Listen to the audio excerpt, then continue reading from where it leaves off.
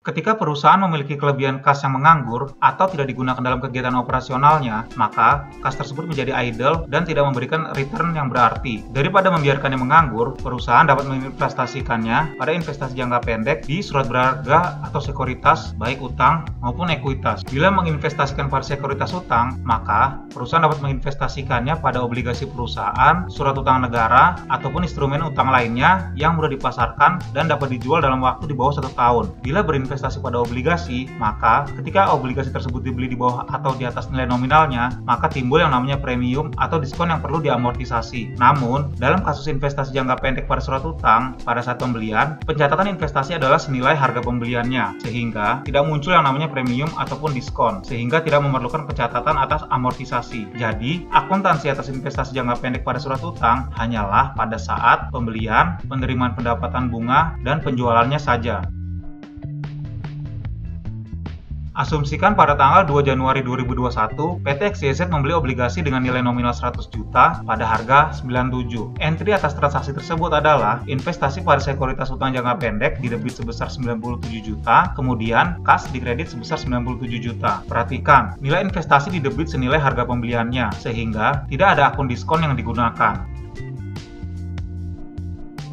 Selanjutnya, karena sekuritas utang membayar bunga, PT XYZ perlu mengakui pendapatan bunga dengan mengkreditnya. Jika bunga diterima sebelum tanggal 31 Desember 2021, maka akun perkiraan kas yang didebit. Namun, jika bunga diterima setelah tanggal 31 Desember 2021, untuk memenuhi prinsip akrual, maka akun perkiraan piutang yang didebit. Asumsikan obligasi yang dibeli PT XYZ membayar bunga 10% per tahun dan tanggal pembayaran kupon adalah pada tanggal 31 Desember 2021. Entry atas transaksi tersebut adalah kas didebit sebesar 10 juta dan pendapatan bunga dikredit sebesar 10 juta. Bila kupon baru dibayar setelah tanggal 31 Desember atau pada kasus ini adalah pada tanggal 2 Januari 2022, maka pada tanggal 31 Desember 2021, PT XYZ perlu mengakui pendapatan bunga tersebut dengan mendebit piutang sebesar 10 juta dan mengkredit pendapatan bunga sebesar 10 juta. Pada tanggal 2 Januari, saat penerimaan kas, PT XYZ tinggal membuat jurnal penyesuaian dengan mendebit kas dan mengkredit piutang bunga sebesar 10 juta.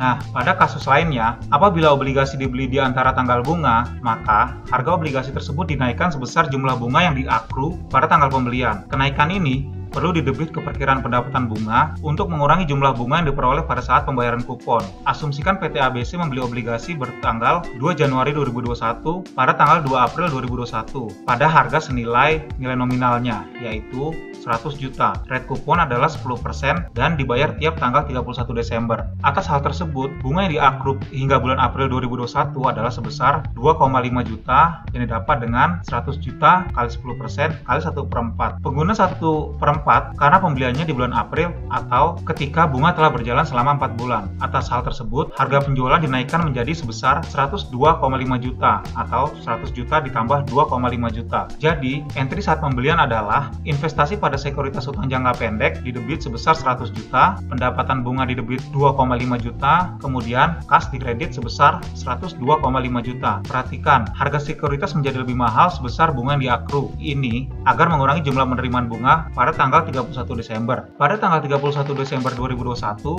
entry pada saat penerimaan bunga adalah kas didebit sebesar 10 juta dan pendapatan bunga dikredit sebesar 10 juta. Dengan demikian, pada tahun 2021, pendapatan bunga yang diperoleh adalah sebesar 7,5 juta karena pada saat pembelian pendapatan bunga sudah didebit terlebih dahulu senilai 2,5 juta.